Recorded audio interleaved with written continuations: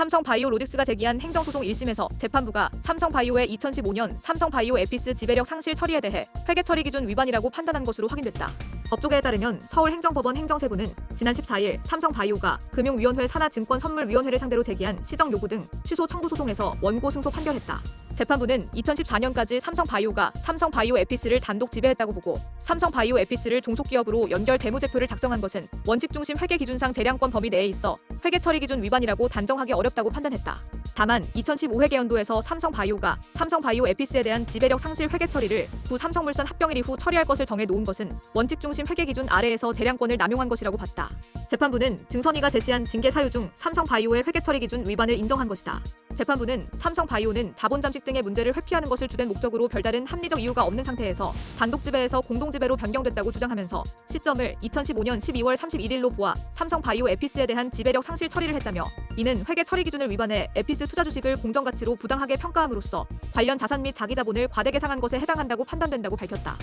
재판부는 또 2015년 제일모직과 삼성물산 합병 과정에서 바이오젠의 콜옵션을 부채로 인식해야 하는 상황이 발생하자 삼성바이오는 콜옵션이 평가불능이라는 논리를 사용하려고 했다며 원칙 중심 회계 기준 아래에서 경제적 실질에 기초해 합리적으로 회계 처리를 하려는 것이 아니라 자본 잠식을 회피하려는 것을 주된 목적으로 하여 여러 가지 회계 처리 방안을 모색한 것이라고 말했다. 지배력 상실 처리라는 결과를 미리 정해놓고 거꾸로 원인을 만들었다는 것이다.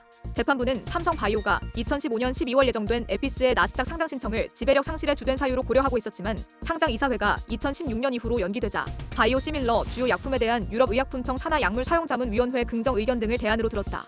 이에 재판부는 2012년부터 2015년까지 에피스 사업 계획에 따라 일관되게 진행돼 오고 있던 것이었고 바이오 시밀러의 경우 동등성을 확보해 임상에 진입한 시점부터는 제품 개발의 실패 위험성이 높다고 볼 수 없으므로 에피스에 대한 지배력의 변동을 일으켜 회계 처리 방식을 변경할 수 있는 중대 또는 특별한 이벤트라고 보기는 어렵다고 판단했다.